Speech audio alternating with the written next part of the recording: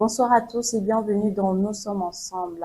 Ce soir, nous plongeons au cœur d'un sujet qui bouscule des siècles de tradition. Le mariage des prêtres. Est-ce une nécessité pour pallier la crise des vocations ou une rupture avec le sacré? Ah oui, Kevin, bonsoir. Bonsoir également à vous, chers fidèles téléspectateurs. C'est un débat qui passionne, qui est fait parfois, mais qui est plus que jamais d'actualité, notamment avec les récentes discussions au Vatican. En tout cas, entre dogmes et réalités humaines, où plaçons-nous le curseur? En tout cas, c'est juste après cette musique.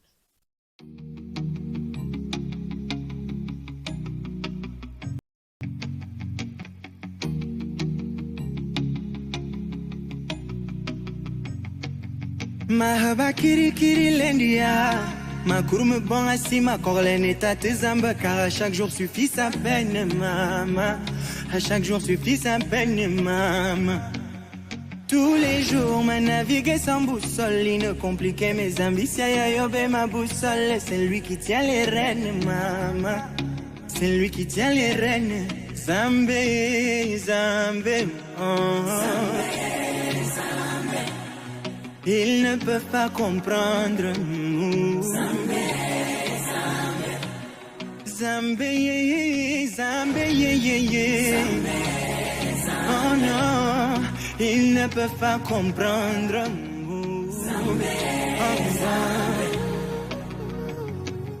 Mais tout de lui. Anamanga biara yama tout de moi. Go ayami mora il ne contre lui. Oui, no ayami mora il ne contre moi. Mais tout de lui. Anamanga biara yama tout de moi. Go ayami mora il ne contre lui. Oui, no ayami mora il ne contre moi. Je ne suis pas tout seul. Je ne suis pas tout seul. Zambé me kara. Je ne suis pas tout seul. Je ne suis pas tout seul. Je ne suis pas tout seul. Zambé me kara. Tout de lui. Anamanga biara yama tout de moi. Goayami mora il ne compte lui. Oui, no ayami mora il ne contre moi. Mais tout de lui. Anamanga biara yama tout de moi. Goayami mora il ne contre lui. Oui, no ayami mora il ne contre. Effectivement, celui-là qui m'a créé, qui connaît tout de moi, qui connaît tout de vous. Alors, si vous connaissez probablement quelqu'un qui sait tout de moi, c'est que vous savez également quelqu'un qui m'a créé, bien évidemment. Toujours rendre grâce à Dieu en tout temps, en toutes circonstances, parce que lui seul est capable de nous guider dans nos différents chemins, peu importe ce qu'on rencontre comme difficulté, toujours faire confiance à Dieu. Alors, pour entrer dans le vif du sujet, nous allons donc prendre cette petite respiration.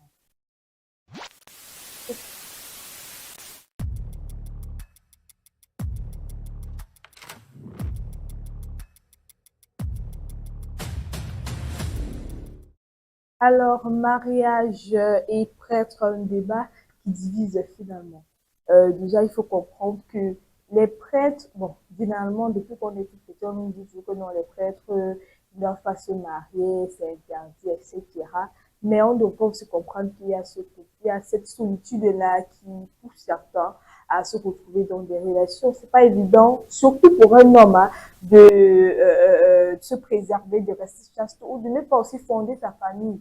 La solitude du prêtre face au sacerdoce. Donc, commençons par la réalité du terrain. De nombreux prêtres souffrent donc de solitude. Kevin, tu as recueilli vraiment des témoignages, je sais pas trop, mais ton avis déjà sur ce point de solitude. C'est vrai que, comme on dit, le prêtre, c'est d'abord un être humain comme nous. Du coup, ce que tu ressens, c'est la même chose qu'il ressent.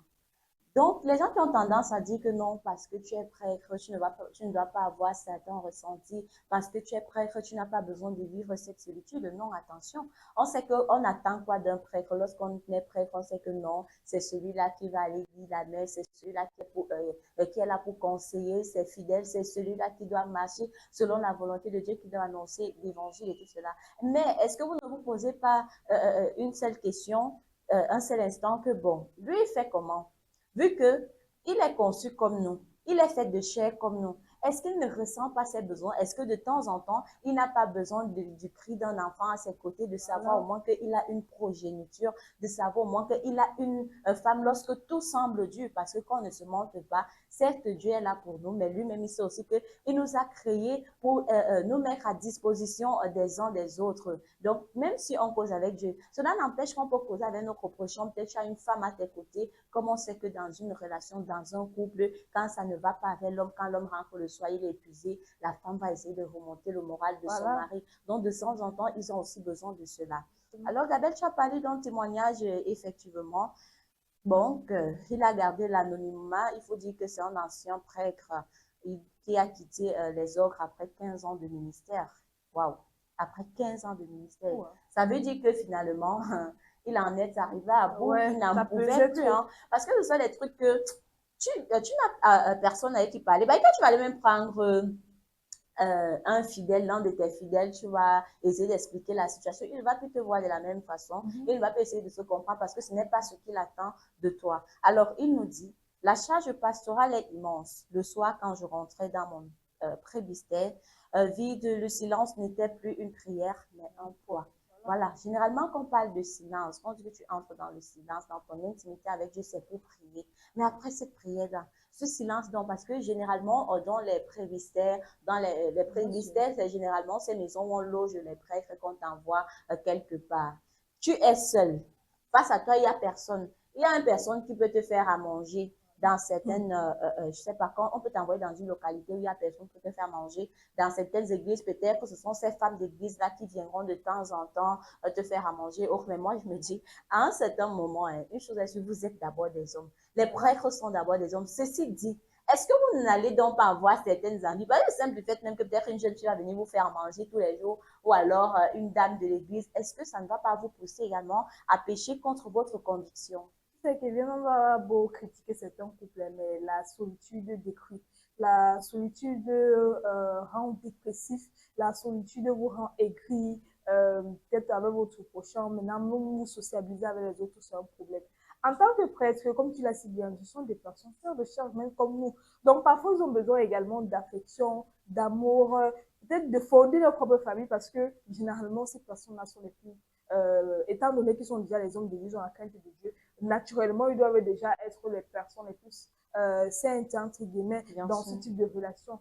Ils Donc, si doivent refléter, refléter justement, Dieu. voilà, tout ça. Donc, c'est important pour que le prêtre à lui-même, surtout pour son propre plaisir, parce que ça ne sert à rien de faire devant les gens comme si, non, pour les yeux des gens, en fait, je fais comme si j'étais célibataire, mais derrière, je détourne Oui, les fidèles. il faut dire que les hommes de Dieu sont assez forts parce que c'est un problème beaucoup plus psychologique. Voilà. Parce que ce n'est pas facile. Je sais pas, c'est pas facile de vivre tout cela au quotidien. C'est pas parce qu'ils sont prêtres qu'ils ne travaillent pas, hein, mais attention, ils travaillent également. Imagine donc ce poids, le poids de l'église, le poids du travail et tout ça. Et puis, tu n'as même personne à tes côtés. Parfois, même il y a aucun enfant que tu entends le soir, tu vas causer Voilà. avec un enfant, tu vas jouer et autres. Ceci dit, même quand tu vois tes frères et sœurs avec leurs enfants, ça te donne tellement envie, ou bien quand tu te rends même peut-être quand tu rends visite à tes frères et sœurs, tu vois comment ils sont en couple, là, tes frères, tu dis que waouh, Seigneur, pourquoi moi je ne peux pas aussi vivre ce bonheur-là, pourquoi je me donne autant de choses. Il y en a qui n'arrivent pas forcément à s'assumer, bon, assumer le fait qu'ils sont en couple parce qu'il y a beaucoup de préjugés. Il faut avouer qu'en Afrique, chacun va essayer de donner son avis. Non, toi, tu es le prêtre. Pourquoi est-ce que tu es en couple? Il y en a maintenant qui font derrière. Et parfois avec même les fidèles. Donc, voilà, on peut également parler du célibat. Vrai, le célibat a parfois un charisme. Non, je suis seule, je peux vivre seule et tout. Mais c'est pas imposé à tout le monde. Hein. Il peut devenir un fardeau qui pèse lourd vraiment sur d'autres quelqu'un, surtout pendant des années.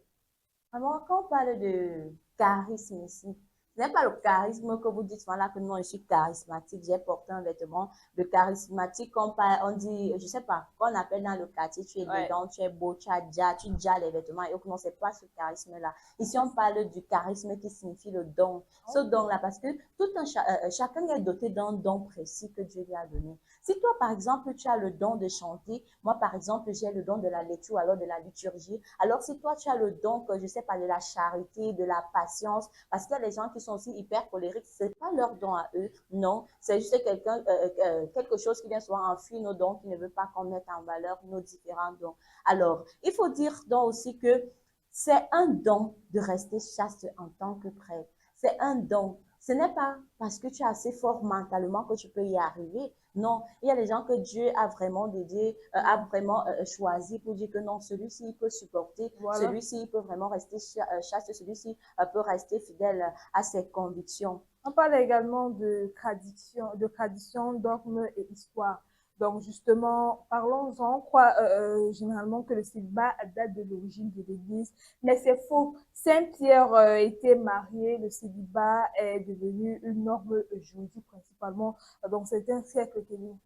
Bien évidemment, Gabelle, mais attends, j'aimerais rappeler un petit truc, hein, parce que certains diront justement que cette disponibilité totale, parce que on sait que le prêtre est toujours disponible. Tu vas là à tout cœur, tu vas dire à toute heure, tu vas dire mon père, j'ai tel problème, il est là, il va écouter, malgré la fatigue peut-être du travail, malgré les affaires de l'église, parce que croyez-moi, l'église, ce n'est pas seulement que comme vous voyez les prêtres, ils viennent le dimanche là dire la messe, savez ce que ça se limite là, non. Derrière cela, il y a tout un acharnement, il y a tout un travail, il y a un suivi. Les gens qui rencontrent, par exemple, des problèmes mystiques, ils règlent aussi des problèmes de couple. Et attention, tu peux avoir ton problème de couple, tu vas aller voir le prêtre, voilà, il y a telle situation. Tu peux avoir une situation, peut-être un problème mystique, tu vas aller voir le prêtre. Donc, il n'est pas seulement celui-là qui vient lire la messe du dimanche. Donc, certains parlent donc que c'est une disponibilité totale, sans attache familiale, qui permet au prêtre d'être là, qui d'être le père de toute une communauté. Ça veut dire que lui n'a pas de vie. Il vous consacre sa vie à vos besoins et à tout moment. Alors, avant de continuer, prenons cette petite respiration pour prendre la seconde partie.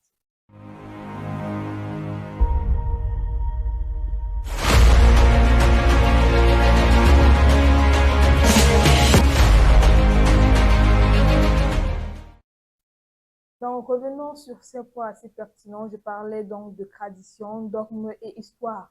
On croit souvent que le célibat date de l'origine de l'Église, mais c'est faux. Saint-Pierre était bel et bien marié. Le célibat est devenu la norme juridique dans certains siècles à ce moment donné.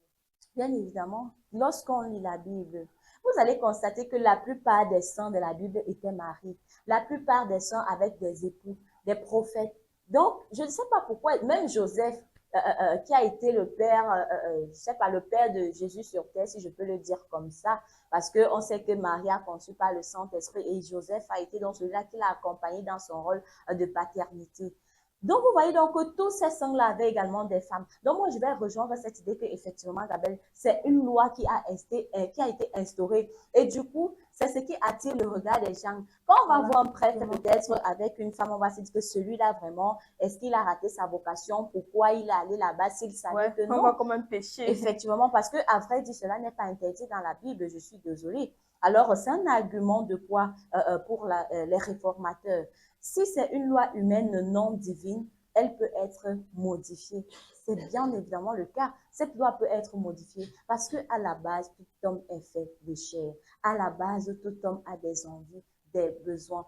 Moi, j'avais connu un prêtre qui a été le temps de dire que chaque fois que les jeunes allaient avec leurs problèmes, vous allez le voir, il dit que non, c'est tout à fait normal, peut-être non, à ses besoins, ses envies, il y a le corps qui réclame. Et oh, lui, c'était vraiment, c'est un prêtre qui était vraiment ouvert à ses fidèles. Lui, il parlait de ce qu'il ressentait parfois, des difficultés qu'il a, mais bon, il est obligé de s'y faire parce que tellement on a normalisé cette loi ici que, bon, ça pénalise aussi. Il y a certains qui veulent bien fonder des familles, qui veulent bien avoir des copines, des femmes, mais qui fuit le regard des gens. Mais parfois, je me pose une question, Gabelle. Pourquoi toujours regarder dans ce regard des gens alors que tu sais exactement ce que la parole de Dieu dit? L'essentiel, c'est de faire ta volonté, d'accomplir ce pourquoi Dieu t'a envoyé et pas toujours. Donc, je me pose toujours cette question. Et c'est pourquoi vous allez observer, il y a dans ces prêtres-là qui préfèrent faire des choses derrière. On appelle souvent ça comment? Des cachotteries. C'est-à-dire, tu vois la jeune fille de rue et puis tu vas dire là où tu vois là, moi je t'aime et autres. Elle va te dire que bon, d'accord, il n'y a pas de souci. Mais est-ce que toi, tu peux accepter vivre caché? Parce que Ça, c'est une vie cachée sans te mentir. Si un prêtre ne peut pas aussi assumer ça, je pense qu'il connaît mieux que toi ce que la loi dit sur le mariage dans les Écritures saintes. Donc, vouloir se fier aussi au regard des gens, moi, je me pose bien la question que, mais est-ce que finalement, ils savent quel est exactement leur rôle? Surtout que lorsque vous vous cachez pour faire la relation entre guillemets, c'est plus scandalisé lorsqu'on découvre, hein, parce Bien qu'on va vous évidemment. voir peut-être caché dans un coin là, dans une salle. Lorsqu'on va un peu suspecter quelque chose là, on va devenir autre chose. Alors que si, en tant qu'homme de Dieu, vous vous imposez, c'est votre vie de toute façon. Donc, peu importe ce que les X ou Y vont dire, ce que les gens disent, je te dis que non, je sais ce que je fais, ce n'est pas un péché, c'est pas du mal. On oublie souvent qu'ils ont aussi un cœur. Donc, qui n'aimerait pas aussi être aimé, être surtout pour ces personnes parfois qui ne savaient pas, on va dire que les conditions. Bien Parce qu'il y en a, sûr. ils vont te dire que non, ici, il faut éviter. S'il y a des débats, tu t'es pas au courant. Alors, c'est pourquoi moi, je pense que les églises orientales catholiques, par exemple, autorisent hum, l'ordination d'hommes mariés. Mais pourquoi pas l'église latine? Légèrement, ce Ah. qu'on appelle les catholiques romains et les catholiques Mhm. orthodoxes. Si les catholiques, je pense que si c'est romain, je pense que c'est autorisé un homme de Dieu et une femme. Moi, j'en connais des prêtres qui sont mariés, qui ont des enfants. Donc, il y a déjà à cette différence-là. Les catholiques orthodoxes qui se disent souvent que non, c'est pas autorisé, c'est pas. Donc, autant de choses pour les yeux des gens. Et ce qui fait, donc, moi, je vois que ce qui peut condamner ces hommes de Dieu-là, c'est quand ils font donc en cachette. Parce que hier, quand on abordait encore le sujet de la sexualité, du moment où c'est dans la vérité, et je pense que vous savez que peu importe ce que vous faites en cachette, Dieu vous regarde. Voilà, ils C'est voient pas comme tout. s'il ne vous voit pas. Donc, autant mieux faire quelque chose dans la vérité que tout le monde sache que de faire dans le secret. Surtout si vous le faites peut-être même dans les normes, vous prenez la femme de fruits, vous dotez, vous épousez, là vous mettez dans une maison, bien que vous vous occupez vraiment, je ne sais pas trop quelles sont à critiquer par rapport peut-être à cette... Parce qu'il y en a des charlatans, ils profitent des gigolos un peu de partout, là, qui ne sont pas sérieux parce que de nos jours, on a des églises qui s'ouvrent à tort et à travers en désordre. Il va te dire que non, moi je veux une femme. Il va finir de toucher celle-ci, après demain sera sur l'autre et tout. En fait, C'est vous ça savez justement qui devient un qu'eux-mêmes, ils vont problème. commencer à faire le Voilà, désordre sexuel sous prétexte que après il va risquer, il va finir de prier, il va aller se confesser. Non, voilà. parce que là, c'est déjà perdre vos propres fidèles. Ces fidèles que vous êtes censés orienter. Quand vous vous comportez un peu comme ça, tu ne restes donc pas fidèle à une seule, mais tu te retrouves en train de piller un peu de partout. Tu goûtes ici, tu goûtes là-bas. Il y a aussi une énigme, Gabriel, un problème qui se pose parce qu'il y a certains qui n'ont pas voulu être prêts. Il y a certains qui ont été obligés, par exemple, dans leur famille. C'est évident que ça va leur Voilà, rattraper. Parce que ce n'était pas déjà de leur propre de gré. Et base. vous ne savez même pas déjà si c'était la volonté de Dieu, c'est le chemin que Dieu voulait que celui-là prenne. Mais par obligation, il n'a pas eu le choix parce que vous l'avez envoyé là-bas. Ceci dit, c'est pourquoi il y a souvent tellement de polémiques dans les églises que, oh, il y a l'homosexualité dans les églises, Voilà. oh, les prêtres couchent avec des sœurs. Tellement, moi je me dis c'est aussi à cause des choses comme ça. Justement, parfois, ce n'est pas par choix qu'ils sont là et ils sont obligés maintenant d'essayer de faire du n'importe quoi pour faire. Alors que pour un jeune homme qui dit par exemple que la vie du monde ne l'intéresse pas, il assume, il accepte d'entrer dans ce type d'environnement. Il se décide que moi, je ne... Parce qu'il y en a même qui assument le fait qu'ils ne veulent même pas se marier. Hein. Ils acceptent ça corps et âme, ça ne leur dérange pas. Mais pour quelqu'un qui sait qu'il n'est pas heureux dans ce type de vie, je ne sais pas pourquoi forcer, ce n'est pas ton chemin. Bien évidemment, alors nous avons un témoignage de Madame Diallo, fidèle d'église.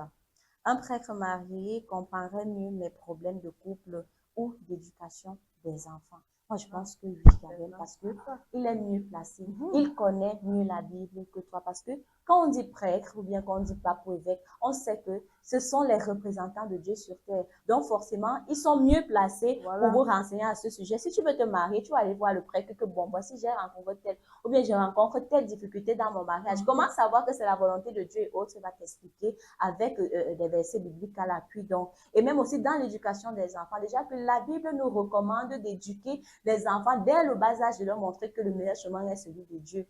Il va donc te dire, bon, tu as ton enfant. Moi, je pense qu'il est donc mieux placé pour se mettre à la place aussi du parent. Justement, tu te dis que tu as les enfants, il va pouvoir distinguer. Donc, lui, en tant qu'homme de Dieu, tu as parlé des situations, même si c'est des situations spirituelles, il est déjà là une protection pour vous, pour l'éducation des enfants, distinguer le bien et le mal. Dès le bas âge, il va pouvoir essayer de recadrer les enfants envoyer les enfants vers le bon chemin, hein, le chemin de Dieu et tout. Voilà, je crois que pour l'éducation, c'est un bon point. Gabriel, je souris là parce que nous avons un témoignage d'un traditionnaliste, Monsieur Jean, et ce qu'il dit, bon, je ne sais pas si je dois en rire ou alors, il dit, le prêtre est l'image du Christ. Le Christ était marié à l'église, pas à une femme.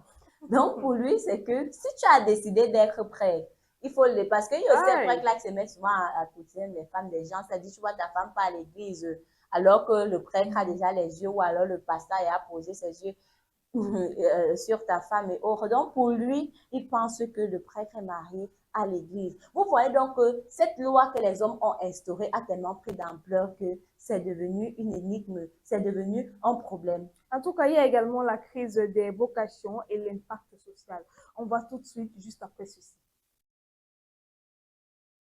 Maman, est-ce qu'on va alors laisser le Niaga? Les jeunes filles là, avec la poitrine, donc on dit que le potentiel. Deux et ventre dehors. Donc, nous qui n'avons pas de poitrine là, nous on va faire comment? Nous sommes obligés de cacher, hein, parce que Bienvenue sur Campus Télévision, la chaîne 100% digitale dédiée à la jeunesse et à l'actualité de terrain.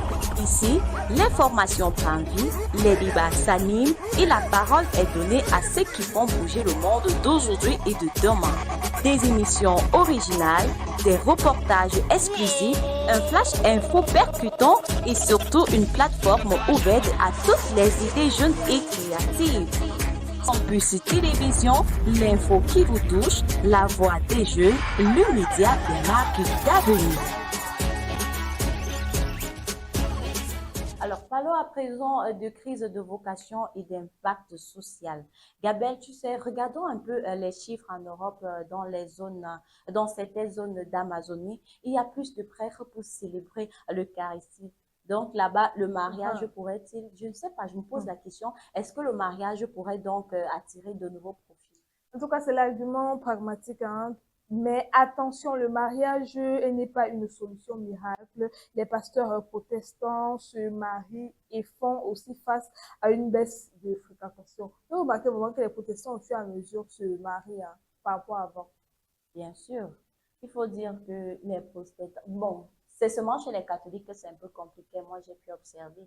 Parce que lorsque vous voyez les prêtres, les prophètes, les autres, et ils se marient, ils n'ont pas, je sais pas, ils n'ont pas ce complexe-là d'être en couple, d'être avec une femme. Vous voyez, même la plupart, certains prophètes ont deux femmes, certains prophètes sont polygames, ils ont des enfants. Parce que si on regarde dans la Bible aussi, la plupart des prophètes étaient polygames. Le roi Salomon, il avait combien de femmes, Gamel? Il avait une panoplie de femmes. Donc, il faut dire que la logistique qui payera pour la famille, on se pose bien la question, cela reviendra à qui? Aux prêtres, au logement, qu'on parle par exemple logement, scolarité à des enfants, je sais pas comment trop. ça va se passer? Parce que les prêtres, je pense pas qu'ils peuvent avoir une activité autre, par exemple, on peut pas, tu peux pas être prêtre et après on te voit être commerçant, on te voit dans les bars, on te voit il y a certains métiers qui sont restreints pour toi. Maintenant, pour cette femme-là qui a accepté, qui a choisi d'un prêtre dans sa vie, il faudrait qu'elle soit même indépendante aussi, hein, parce qu'elle devrait apporter un plus dans le foyer. Dans tous les cas, moi, je pense qu'il n'y a pas de sous-métier. Même si tu es prêt, il faut te dépendre de toi si ça ne te dérange pas. Avec tant de choses que Jésus a eu à faire, il n'a jamais eu honte. Donc, si c'est que toi, tu es prêt, que tu dis que non, j'ai décidé de me marier parce que Dieu n'a pas dit que l'homme n'a pas le droit à la femme, que le prêtre n'a pas le droit de se marier. Alors, je vais mettre les moyens en jeu pour m'occuper de mes enfants. Je vais mettre les moyens en jeu pour m'occuper de ma femme et je ne pense pas que ça posera problème. Une image de l'Église plus proche des réalités quotidiennes, moins au sol. Donc, moi, je dirais que pour ces prêtres-là, on dit souvent que le cœur a ses raisons, que la raison ignore. Il y en a qui n'avaient pas forcément l'intention d'entretenir des relations avec des femmes, mais faut avoir une fidèle là, qui est toujours la plus gentille, la plus souriante, la plus soumise, celle qui danse toujours, te fait des petits cadeaux et tout. Et tu tombes sur son charme. Après, tu veux être sérieux, tu veux fonder ta propre famille, mais à cause du regard des gens, tu as peur de te marier. En tout cas, c'est votre vie, lâchez-vous, vous allez rendre compte à Dieu. Moi, je suis d'avis que, Gabriel, l'homme, le prêtre, a le droit d'avoir une femme s'il en a envie. Parce que comme on le dit encore, ce ne sont pas les Écritures saintes qui ont instauré cette loi-là, mais ce sont les hommes, entre parenthèses. Elle a juste été normalisée. Du coup, lorsqu'on voit un prêtre avec une femme, il y a toujours des polémiques, des débats dessus. Mais sinon, très honnêtement, moi, je trouve pas que ça devrait poser problème. Kevin, est-ce que tu as envie de danser? Bien Est-ce que tu évidemment, as envie de hein. danser sur un son qui nous a fait bouger il y a de cela, je vais dire quelques années, hein, parce que c'est pas un son actuel quand même, mais ça fait bouger la toile Dans tout cas, hein, j'ai hâte de découvrir. à plus des foulards. Empire le seigneur de la nuit. Dans les pleurs du mollet, les jours du mollet, les larmes vont couler. Les jours du mollet, aïe aïe aïe aïe, les pleurs. Oh, les larmes vont couler. Les larmes vont couler. Voilà donc un petit man, un petit défoulant qu'on appelait Abio. On dit le seigneur de la nuit, man, je viens vous peinturer, on l'appelait Abio. À tous les répondants, à tous les boyers défoulants, on l'appelait Abio. C'est dans un mouvement modéliste, on va donc chanter. Le jour du moulé, les larmes vont couler. Le jour du moulé, la nouvelle génération boulée. Aïe aïe aïe, les pleurs. À toi ma mère mélangienne, toi qui m'as toujours soutenu, que l'éternel te protège.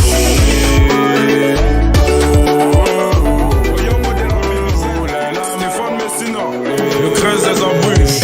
Grâce à ce mauvais manga, j'ai eu trop de concurrents. Chez nous, il faut l'année, c'est un boulet différent.